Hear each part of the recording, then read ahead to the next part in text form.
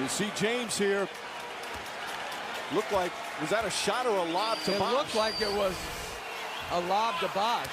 Ginobili, meanwhile, misses what could be a huge free throw. There's still plenty of time. 28.2 remaining.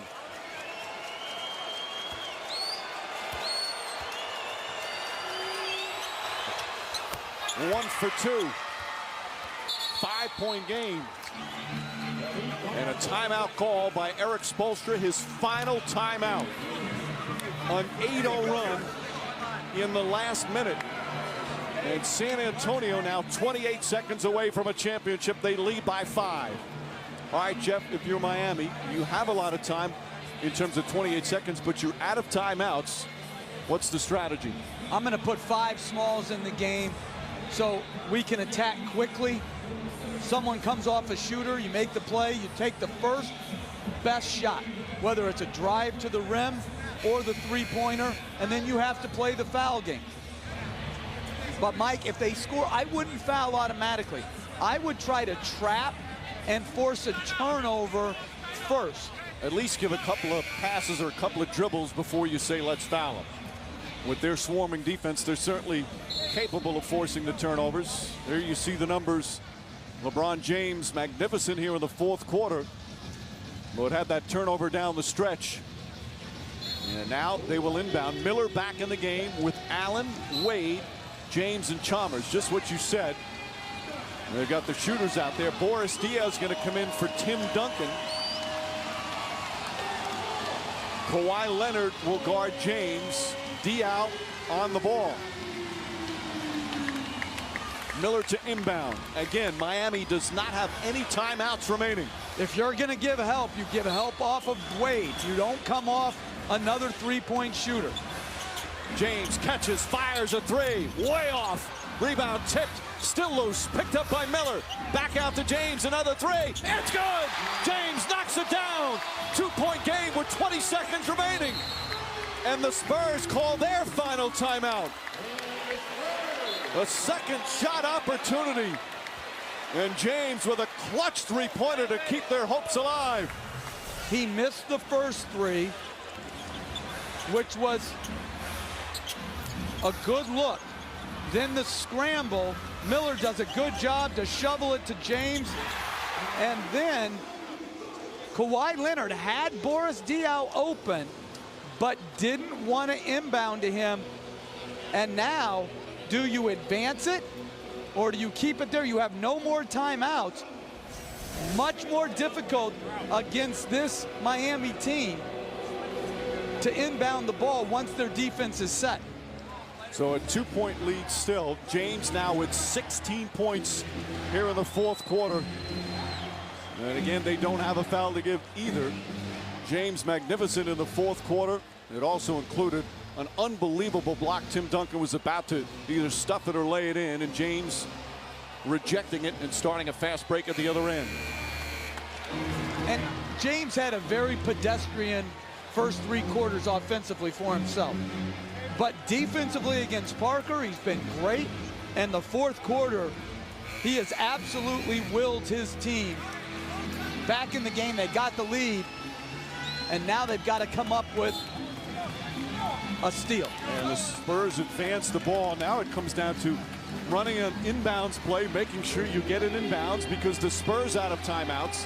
And then if you get foul, hitting free throws. Basic fundamentals to try to win a championship. And I don't like these security people being so close to Duncan as he's trying to inbound. And Kenny Mauer clearing it out. They're there in case soon as the finals end. What do you think? People are going to rush the floor if you're San Antonio? Fans in Miami? Get them off the floor. Bosh will sit down. Duncan will inbound. And he is their normal late game inbounder. 2-point game with 20 seconds remaining. Duncan looking, has to get it in, finds Leonard. Leonard fouled by Miller, who did a good job fouling right away. And a terrific pass by Tim Duncan to get that ball in bounds. Kawhi Leonard, 2 for 2 tonight, 9 for 11 in these NBA Finals. If he makes the first one, if I'm Eric Spoelstra, I am not putting Chris Bosh in the game. During the regular season, Kawhi Leonard, 82% from the line.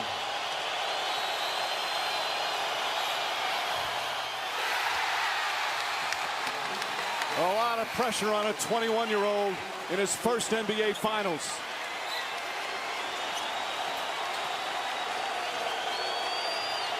And with Duncan out, attack the rim. They're not going to come off a three-point shooter. You can score quickly.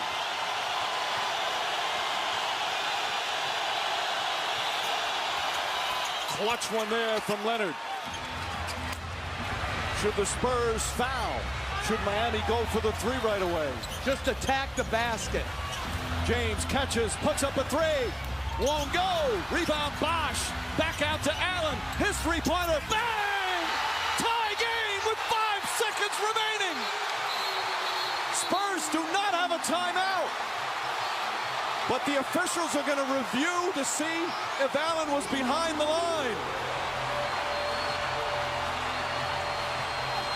Chris Bosh with a huge offensive rebound. And now instant replay, enormous.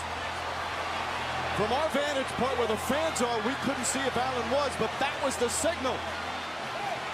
And Mike, Tim Duncan out of the game leads to the second shot, and clearly a three-point shot.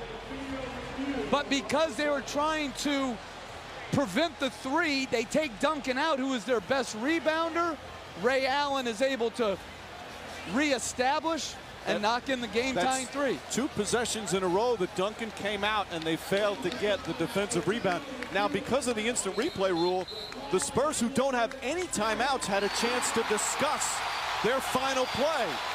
They confirmed that it was a three, and the Spurs had a chance to talk this over, even though they didn't have any timeouts. That's the one flaw in the instant replay rule at this particular time in the game. Now they have plenty of time, 5.2. And remember, end of the half in game 5, Tony Parker went end to end. James was not on him. James is on him now. And I like not guarding the inbounder. Here goes Parker, final seconds. Parker on the drive, puts it up. Overtime here in game 6.